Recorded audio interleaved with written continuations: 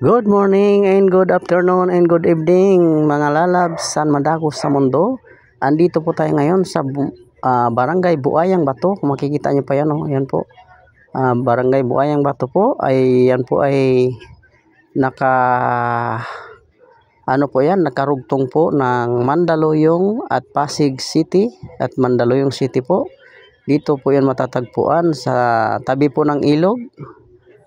May Kalayaan Bridge po sa unahan. Ito po kung makikita yung mga kundo, naglalakihang kundo, mga building dyan sa bandang ano po yan po, nakikita nyo po yan.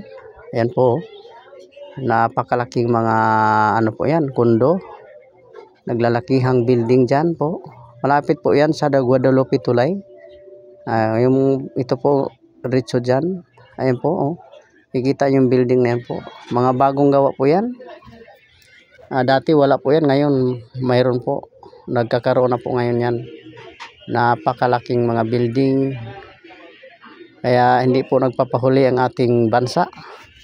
Ang ating Pilipinas. It's more fun in the Philippines. Ayan po. Yan po ay galing po ng Kalayaan. Yung mga sasakyan yan po. Samahan niyo po ako. At ipakita ko po sa inyo ang ganda ng ating paligid at mga tanawin dito sa Pasiglin.